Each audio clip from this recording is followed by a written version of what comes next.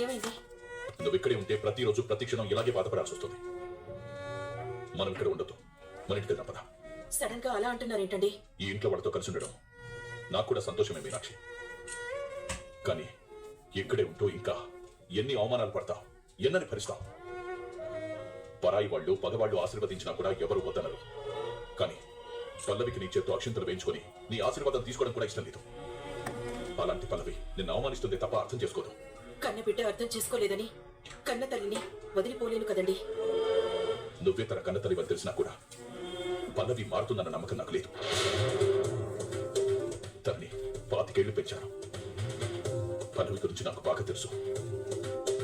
ఎవరినైనా ద్వేషించడం మొదలుపెట్టిందంటే ఆ ద్వేషాన్ని పగా ప్రతీకారంగా మార్చుకుంటుందే తప్ప ప్రేమించడం, అభిమానించడం తనకి తెలీదు. నన్ను తిట్టినా ద్వేషించినా కూడా నా కూతురే కదండి. నీ తల్లి ప్రేమ నేను అర్థం చేసుకోగలను మీనాక్షి. కానీ నా భార్యని, నా కన్న కూతురే అవమానిస్తుంటే నేను తట్టుకోలేకపోతున్నాను. చూస్తూ భరించడం నా వల్ల కావడం లేదు. నాన్నా, అమ్మా ఇక్కడ ఉన్నారండి, పదండి భోజనం చేద్దాం. మీ అమ్మ పల్లవి అన్న మాటలకి బాధపడుతుందమ్మా.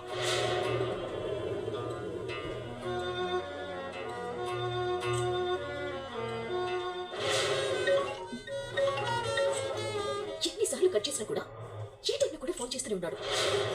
నంబర్ బ్లాక్ చేద్దామంటే డైరెక్ట్ గా ఇంటికి వచ్చేస్తాడేమోనని భయంగా ఉంది. ఫోన్ చేసి ఏదో ఒకటి చెప్పాలి. మీ అమ్మ తీసుకొని రాజేశ్వరి ఇంటికి వెళ్ళిపోతాను.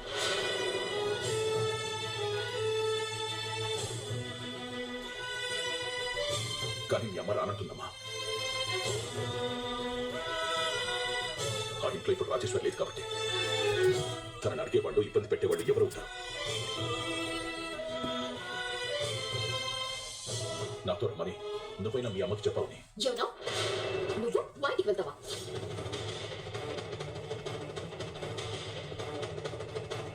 అవును. ఏ? నువ్వు ఆ ఇంటికి వెళ్ళటానికి వీళ్ళే. అది చెప్పడానికి నువ్వెవరు? అది నా ఇల్లు, నా కష్టార్జితంతో కట్టుకున్న ఇల్లు. నా ఇంటికి వెళ్ళొద్దని చెప్పడానికి నువ్వెవరు? అది నీ ఇల్లే కావచ్చు, కానీ మా మామ్ ఉన్న ఇల్లది. మా మామ్ నీతో కాపురం చేసిన ఇల్లది. ఈ మీనాక్షిని తీసుకెళ్లి మా మామ్ స్థానంలో కూర్చోబెట్టాలనుకుంటున్నావా?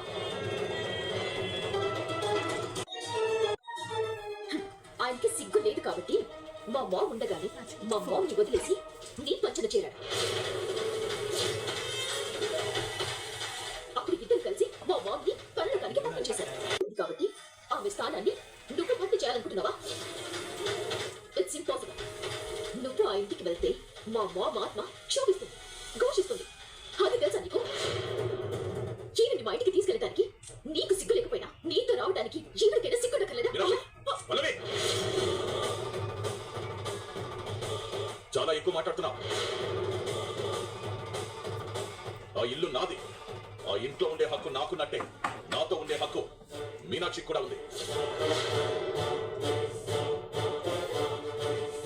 నోటికొచ్చినట్టు వాగావంటే మర్యాదగా ఉండదు.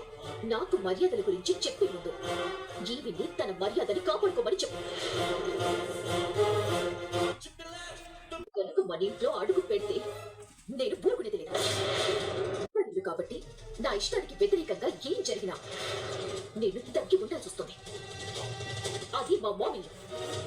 నాకు ఇష్టం లేని వాళ్ళు ఆ ఇంట్లో అడుగు పెడితే నేను సహించాను.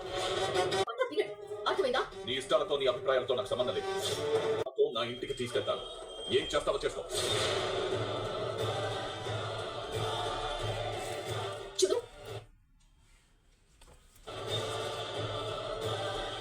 అమ్మా నువ్వు ఇక్కడున్నావా? నేను నీకోసమే వెతుకుతున్నాను. పదమ్మా, మనం మన ఇంటికి వెళ్ళిపోదాం.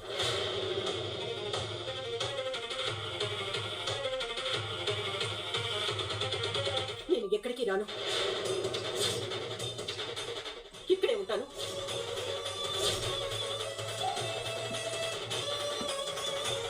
మీ అబ్బాయి మీతో కలిసి ఉండట్లేదని బాధపడ్డారు. ఇప్పుడు మీ అబ్బాయి మన ఇంటికి వెళ్ళిపోతామంటుంటే మీరు రానంటున్నారంట అత్తయ్య. చెప్పాను కదమ్మా, నేను ఇక్కడే ఉంటాను.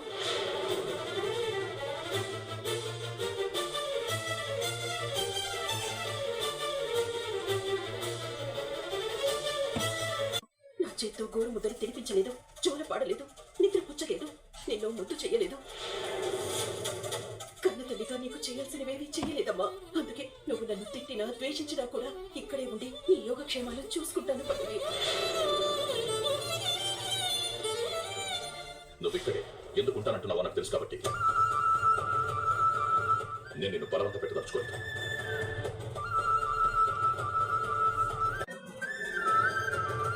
అమ్మావరి, నేను నా రాజేశ్వరి ఇంటికి వెళ్తున్నాను. నీకెప్పుడు రావాలనిపించినా అక్కడికి రండి. మిమ్మల్ని చూడాలనిపిస్తే నేనే ఇక్కడికి వచ్చి చూసి వెళ్తున్నాను. ప్రణతి, ఆయన ఉన్న ఇంట్లో నేను ఉండలేను. ఇక్కడ ఏదైనా హోటల్లో ఉంటే రేపు ఏదైనా ఇల్లు రెంట్కి తీసుకుని వెళ్ళిపోదాం. మన ఇంటికి వచ్చి మళ్ళీ హోటల్కి వెళ్తానంటే వింట్రా? నేను చెప్పింది ప్రణతి, నువ్వేం నా విషయాల్లో రియాక్ట్ అవ్వనవసరం లేదు. నేను ప్రణతిని తీసుకొని ఇక్కడికి వచ్చింది నువ్వు ఫోన్ చేసావని కాదు, రాకపోతే పల్లవి సిస్టర్ ఫీల్ అవుతుందేమని వచ్చాను. సరే, ఎవరెక్కడున్నా నాకు అనవసరం. నేను మాత్రం రాజేశ్వరి ఇంట్లోనే ఉంటాను.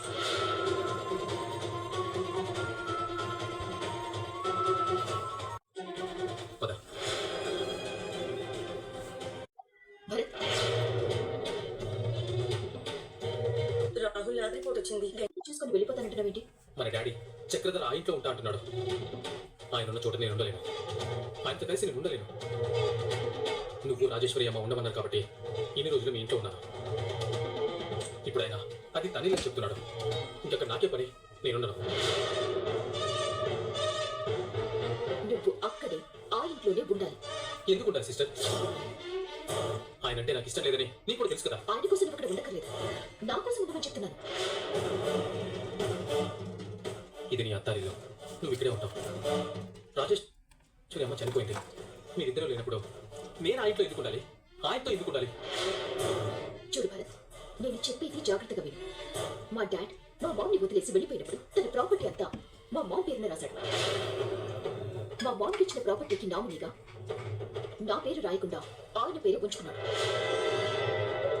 ఇప్పుడు మా మామ్ లేదు కాబట్టి మా ప్రాపర్టీ అంతా తనదే అవుతుంది. నా మీద ఉన్న కోపంతో చక్రధర్ తన ఆస్తిని ఆవిడకి రాసి చేసిన ఆశ్చర్యం లేదు. అలా చేయకపోయినా కూడా మీ అవని అక్క చాలా తెలివైంది కాబట్టి చక్రధర ఆస్తిని తన పేరున రాయించేసుకుంటుంది. ఏం జరిగినా కూడా నేను చిప్ప పట్టుకొని అడుక్కు తినాలి. స్థితి రాకూడదు అంటే చక్రధర్ ఎప్పుడు ఏం చేస్తాడన్నది మనకి తెలియాలి. నువ్వు అక్కడే ఆయనతోనే ఉండాలి, అర్థమైందా? ఈ సిస్టర్ కోసం నువ్వు ఈ పని చేయలేవా?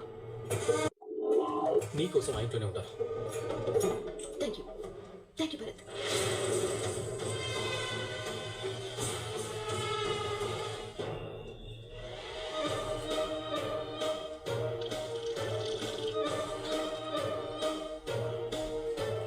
నాలుగైదేళ్ళైంది, ఎక్కడున్నావో తెలియదు, ఎవరితోనూ కాంటాక్ట్లో కూడా లేదు. సడన్ గా ప్రత్యక్షమయ్యావేంట్రా? అప్పుడు నేను చేదు జ్ఞాపకాన్ని మర్చిపోవడం కోసం వెళ్ళిపోయాను. నా లైఫ్ స్పాయిల్ చేసిన వాళ్ళు హ్యాపీగా ఉంటే బాధపడుతూ కూర్చోవడంలో అర్థం లేదని మళ్ళీ వచ్చాను. చేర్స్. చేస్తా. వచ్చిన వెంటనే పల్లవిని వెతుక్కుంటూ వెళ్ళావంట కదరా, దేనికోసం? మంచి చేసిన వాళ్ళని గుర్తుపెట్టుకోకపోయినా చెడు చేసిన వాళ్ళని మర్చిపోలేం కదా, అందుకే వెళ్ళాను. మనకి హెల్ప్ చేసిన వాళ్ళకి మనం తిరిగి హెల్ప్ చేయకపోయినా పర్వాలేదు, కానీ మనల్ని దెబ్బ తీసిన వాళ్ళని మాత్రం తిరిగి దెబ్బ కొట్టకపోతే దానికి అర్థమే లేకుండా పోతుందిరా. అంటే పల్లవిని కలవడం నేను కోరుకున్న లైఫ్ నాకు లేకపోవడానికి ఆ పల్లవి కారణం. నేను అనుభవించిన నరకం ఆ పల్లవి కూడా అనుభవించాలి. అలా చేస్తే తప్ప నాకు మనశ్శాంతి అనేది ఉండదు. ఇప్పుడు తన మీద పగ తెచ్చుకుని ఏం సాధిస్తావురా? తప్పు చేసిన వాళ్ళని క్షమించడం తప్పు కాదు, కానీ జీవితాలతో ఆడుకునే వాళ్ళకి గుణపాఠం చెప్పాల్సిందే. చెప్తాను. ప్రణతి, ఇంత టెన్షన్ పడుతున్నావు? నీకు తెలియదు వదినా, భరత్ ఏమన్నాడు విన్నావు కదా? ఏమైందమ్మా? ఎందుకలా టెన్షన్ పడుతున్నావు? ఏం లేదమ్మా, మేము రాజేశ్వరి అత్త ఇంటి దగ్గర నుంచి వచ్చాం. ఇప్పుడు ఆ ఇంటికి వెళ్ళలేదంటున్నాడు. అలా ఎందుకంటున్నాడమ్మా? ఇప్పుడు ఏదైనా హోటల్లో ఉండి రేపు అద్దెలు చూసుకుందాం అంటున్నాడు. మన ఇల్లు ఉండగా హోటల్లో ఉండడం ఏంటి? అయినా ఇలా ఉన్న పరంగా నిర్ణయాలు తీసుకుంటే ఎలాగమ్మా? భరత్తో నేను మాట్లాడతానులేమ్మా, నువ్వేం ఫీల్ అవ్వకు. మీరు చెప్పినా కూడా వాడు వినడత్తయ్య. నాన్న ఇప్పుడు ఆ ఇంటికి వెళ్తానంటున్నారు కదా, అందుకే ఆ ఇంటికి వెళ్ళనంటున్నాడు. భరత్ చాలా మంచిగా పద్ధతిగా ఉండేవాడు. ఇంత గుండెగా మూర్ఖంగా తయారయ్యాడేంటనయ్య? భరత్ నల్ల మార్చేసింది రాజేశ్వర అత్తయ్య. అత్తయ్య ఒక్కతే అయితే ఇంతలా మారిపోయేవాడు కాదు. నా పెళ్ళం ఎవరైనా బాగుంటే చూడలేదు కదా, పల్లవి సపోర్ట్ చేయడం వల్లే భరత్కి బాగా కొమ్ములు వచ్చాయి. నువ్వు అన్నది నిజమే అన్నయ్య. ఆ, ప్రణతి వెళ్దాం పద.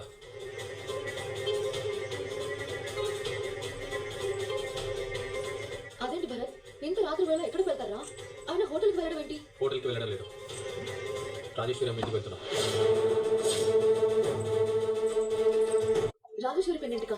నేను క్లారిటీగానే చెప్పాను, నువ్వు కరెక్ట్గానే విన్నావు. భోజనం చేయకుండా వెళ్ళడం ఏంటి భరత్? పొద్దున్నే వెళ్ళండి. ఉండే ఉద్దేశం ఉంటే వెళ్ళేవాడినే కాదు కదా. త్వరగా రా ప్రణతి.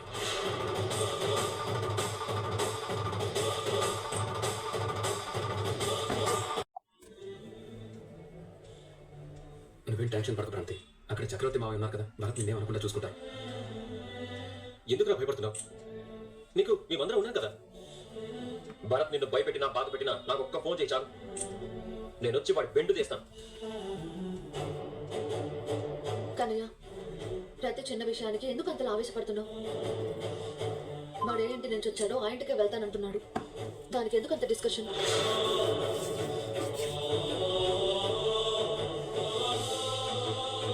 ఆ అబ్బాయి నీ కోసం బయట వెయిట్ చేస్తున్నాడు, వెళ్ళమ్మా. వద్దన్నయ్య, తను అసలు చిరాగ్గా ఉన్నాడు. నాతో పాటు నువ్వు వస్తే నేనేదైనా అంటాడు. నేనే వెళ్తాను. వస్తానమ్మా, వస్తాను వదినా. అన్నయ్య వస్తాను.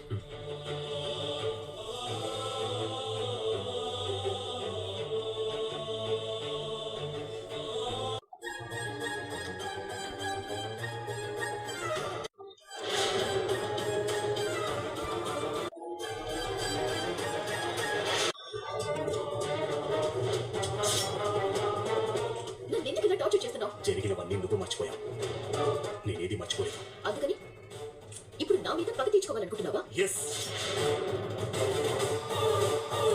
అసలు నీకేం కావాలి? నాకు ఒక 10 లక్షలు కావాలి.